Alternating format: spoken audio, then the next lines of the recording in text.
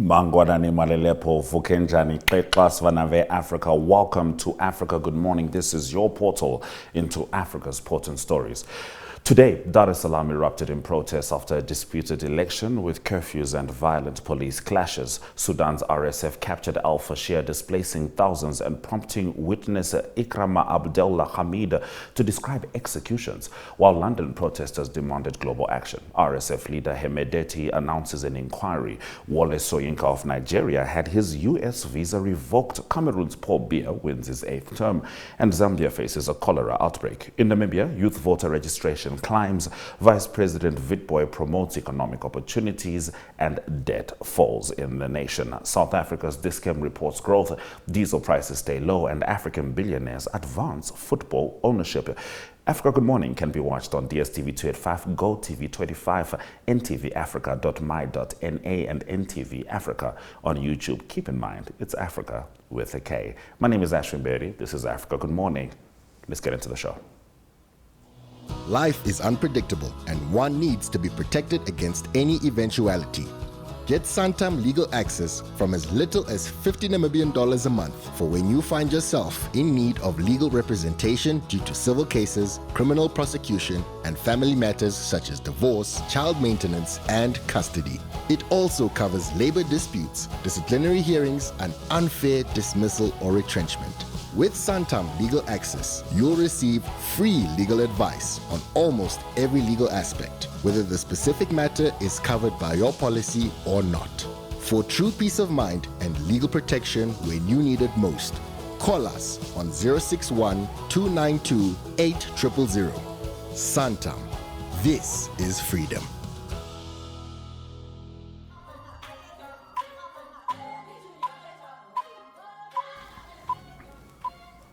We continue with updates from Tanzania. Police in Dar es Salaam fired gunshots and tear gas to disperse protesters who returned to the streets after Tanzania's general election, which was marred by violence and exclusion of President Samia Suluhu Hassan's two main challengers. Demonstrations erupted in several cities as critics accused the government of repressing dissent. Authorities imposed an overnight curfew in the city and restricted internet access nationwide. Protests resumed in Bagala, Gongo, Lamoto, and Kivuya, where police clashed with crowds. The U.S. Embassy reported road closures, including the main route to the airport. Protesters used the Zello app to plan new marches on government offices. Government and police spokespeople did not respond to inquiries. Now, at least one government office was burned as unrest grew. Civil servants and students were told to remain home, while state television reiterated the directive. Chadema, barred from the election alongside ACT Wazalendo, had called the polls a coronation for Samia Suluhu Hassan. Opposition leader Tundu Lissu, who is the leader of Chadema, faces treason charges. He is currently still in prison, and his case was moved to November 3, which is just after the election. The government has yet to release findings from an investigation into reported abductions of critics. However, Tanzania was certainly set alight yesterday. Sudanese paramilitary forces reportedly beat and executed men fleeing al-Fashir as it fell to the rapid support forces after an 18-month siege. Witness Ikram Abdul Hamid described escaping with her children as missiles were fired ahead and behind. Her husband disappeared amid chaos. Men were separated from women at RSF checkpoints, and several were killed when they refused to identify themselves as soldiers. Abdul Hamid said the women were ordered to move ahead, but the men never reappeared. Satellite imagery showed clusters resembling human bodies near RSF barriers. The UN condemned credible reports of executions and attacks along escape routes. 8 groups reported severe child malnutrition among displaced people in Tawila, where Abdul Hamid sought refuge. Her infant grandson, orphaned during the siege, survived on rehydration salts. The RSF has denied widespread abuses, but promised an investigation investigation. The takeover solidifies the RSF's control over Darfur and splits Sudan between two rival authorities. About 26,000 fled Al-Fashir, though most remain trapped amid famine and bombardment. The UN calls Sudan's war the world's worst humanitarian crisis. And we're staying with Sudan. Protesters gathered outside Downing Street in London to express solidarity with Sudanese civilians as the war entered a deadlier stage. The Rapid Support Forces' capture of Darfur's capital Al-Fashir ended the army's presence in the region and raised fears of Sudan fracturing again, years after South Sudan's independence. Demonstrators called for global intervention and a boycott of the United Arab Emirates, accusing it of arming the RSF, allegations the UAE denies. Protester Yassin said the RSF had killed many civilians using Emirati weapons while the world stayed silent. Ziad Kashan described widespread destruction in Bari and Khartoum. The conflict, which began 2 years ago, has killed more than 40,000 people and displaced 14 million. Both the RSF and Sudanese army have been accused of war crimes and targeting civilians. Protesters urged stronger international pressure as Sudan's humanitarian catastrophe worsens, calling for accountability and an end to foreign involvement that fuels the fighting across Africa's third largest nation. We're going to take a quick break before we return with a response from the leader of the Rapid Support Forces in Sudan. Have you ever wondered why Grandma keeps her money under the mattress? And why is Angela uninsured? The Namibia Financial Inclusion Survey 2025 will help us find all the answers. From 6 October till the 4th of November 2025, the Namibia Statistics Agency teams in uniforms with tablets will visit homes across all 14 regions to learn about financial access, informal banking and saving habits. Email us at info@nsa.org.na or at 061 431 3200.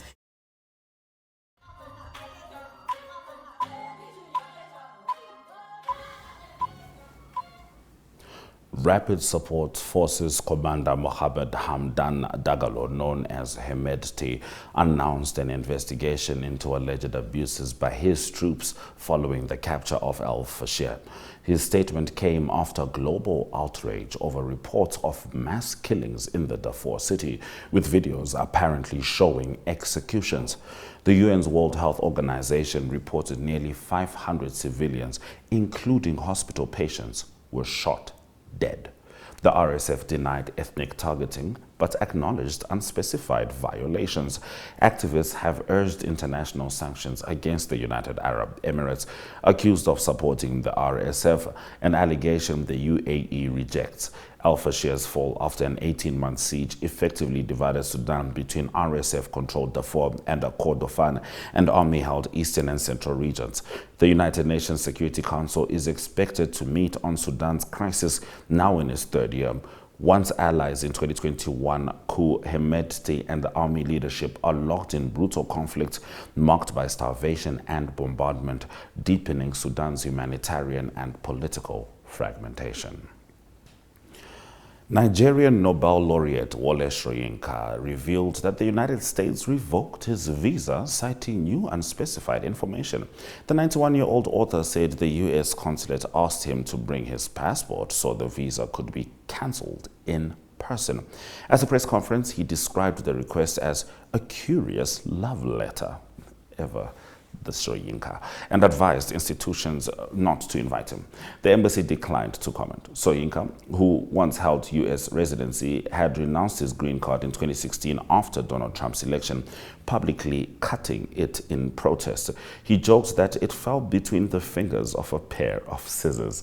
Known for his long teaching career in U.S. universities, Soyinka said his recent remarks comparing Trump to Uganda's Idi Amin might have influenced the decision. The U.S. recently reduced visa durations for several African countries.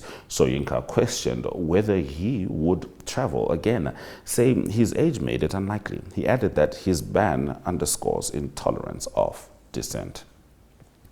And Cameroon's Constitutional Council this week declared President Paul Biya re-elected for an 8th term with 53.7% of votes, defeating challenger Issa Shiroma Bakari's 35.2%. At 92, Biya remains the world's oldest head of state. Opposition supporters called the results rigged, while protests erupted in Douala and Garoua. Biya's prolonged rule, spanning over 4 decades, has drawn criticism for absentee governance, with long stays in Geneva sparking speculation about his health. Despite this, he is credited with maintaining national balance amid Cameroon's regional and linguistic divisions. Analysts describe him as a detached monarch-like figure whose administration operates with little political direction. His continued rule, aided by rivalries within the ruling party, has stifled leadership succession debates. Bakari's strong showing, especially among English-speaking regions, briefly raised hopes for change, yet Biya's re-election reaffirmed the status quo, leaving Cameroonians questioning the limits of democracy under his cautious semi-authoritarian leadership as the country faces persistent unrest and economic stagnation. And in a joint statement, Zambia's President Hakainde Hichilema and World Health Organization Director General Tedros Adhanom Ghebreyesus said cholera remains Africa's most politically driven health crisis. They noted that while countries like the United States and the United Kingdom eliminated cholera more than a century ago, outbreaks now rage in 32 nations, causing over 6,800 deaths this year, already surpassing last year's 6,000 fatalities, which were 50% higher than 2023's toll. The leaders argued that the disease persists not because of scientific limitations, but due to political inaction and weak governance. Conflict zones have worsened the spread, disrupting control efforts. The WHO-led Global Task Force on Cholera Control, involving more than 50 partners, continues to supply vaccines, improve detection, and educate communities. The statement urged urgent leadership and accountability to end preventable deaths, calling cholera both a symptom and a test of Africa's political will to prioritize public health. Those have been our top stories on Africa Good Morning. Shortly, we'll get into a news focus with some of the stories of the week stemming from Namibia. But first, the weather.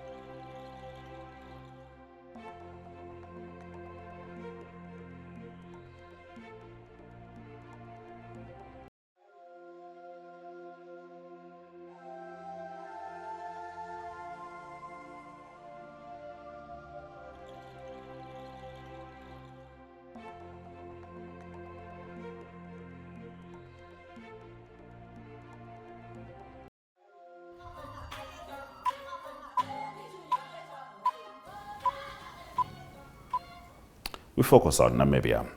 Over half of Namibia's youth population is registered to vote in the upcoming regional and local authority elections scheduled for 26 November, according to the Electoral Commission of Namibia. 643,117 young people aged 18 to 35 are on the voters' roll, representing 42.9% of the 1,499,449 registered voters nationwide. Data from the Namibia Statistics Agency's 2024 census further indicates that the country's youth population aged 15 to 34 stands at about just over 1 million out of a total population of roughly 3 million, meaning nearly half of Namibia's young people are registered to vote. Vice President and keynote speaker Lucia Witbooi addressed the 8th Rundu Annual Trade Fair Expo, urging the business community to seize opportunities to create jobs, strengthen the local economy, and boost cross-border trade. She encouraged exhibitors to showcase their talents and called on regional leaders to support initiatives that improve livelihoods, in the Kavango East region. Witbooi also noted that Rundu town is a fast-growing commercial hub along the Kavango River, with opportunities in agribusiness, tourism, housing, fisheries, renewable energy, and manufacturing, emphasizing that continued investment benefits both the region and the nation. These are the building blocks of resilience, prosperity, and national unity. I therefore call upon the business community to seize the opportunity that this trade fair presents. Let us innovate, collaborate, and invest in the industries that will transform our economy and improve the livelihood of our families and our people. We would also like to encourage the regional leadership to ensure that this trade fair is supported wholeheartedly, as it not only benefits the local economy of the town, but to a larger extent the region itself. It is through these opportunities that jobs are created and the livelihood of our communities is improved. To our exhibitors, I encourage you. So next year we must have more than 206. From last year we have increased, so. Now, following the redemption of the 750 million US euro bond by the government, Namibia's foreign debt exposure now stands at 15%, while 85% is composed of local debt. 99% of Namibia's debt also comprised South African rands, Finance Minister Erika Shafuda said. As of now, following the redemption of the euro bond, the overall government debt portfolio is expected to reflect a ratio of 85 to 15. That's to say 85 in favor of the domestic market and 15% in terms of the international markets. It's also important to note that approximately 90% of the foreign debt is denominated in ZAR, South African rand, right? This strategic positioning contributes to an overall government debt portfolio that is 99% protected from the exchange rate risks. Very important news, right? Okay, to the esteemed citizens of Namibia, this significant achievement is a testament again to your unwavering resilience, dedication, and confidence in our common vision.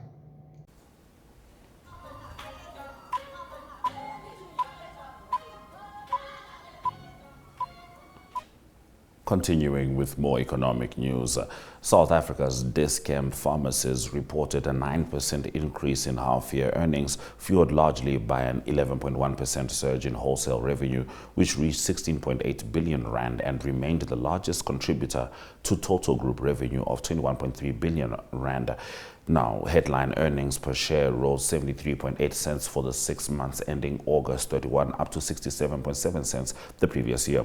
CEO Rui Moraes acknowledged the constrained consumer environment, but highlighted the company's innovation pipeline and data-driven approach as positioning Dis-Chem for sustainable long-term growth. The wholesale division now serves 1,608 independent pharmacies, representing approximately 85% of South Africa's independent pharmacy market. During this period, Dis-Chem opened 17 new retail pharmacy stores, bringing the total to 302, along with 44 retail baby stores. The company continues to compete closely with Clicks Group while implementing strategies to expand its footprint across the country, combining retail growth with wholesale market penetration and leveraging technology to enhance customer service and operational efficiency, signaling confidence in navigating South Africa's dynamic healthcare and retail landscape. In the last of our economic news stories, several African nations maintained low diesel costs in October 2025, with Libya, Angola, and Sudan recording no change, while Algeria, Tunisia, Ethiopia, and Gabon experienced slight reductions. Conversely, Egypt and Nigeria saw marginal increases, and Liberia replaced Madagascar in the top 10 for lowest diesel prices. Low diesel costs are significant for the continent's economy, reducing transportation expenses for trucks, buses, and farm machinery, which stabilizes retail pricing, lowers household costs, and supports agricultural productivity. Farmers benefit by allocating savings towards seeds, fertilizers, and technology, boosting output and securing food supply. Small enterprises and informal transport providers also gain from reduced operational overhead, enabling continued employment and profitability. Affordable diesel ensures safe commuting, accessible public transportation, and overall social stability. By keeping fuel prices steady, nations can manage inflation, encourage investment, and support small businesses, agriculture, and transport networks. Ultimately, low diesel costs provide long-term economic benefits, sustaining development while alleviating pressure on households and enabling strategic planning for businesses and public services across the continent. Let's have a look at the economic indicators.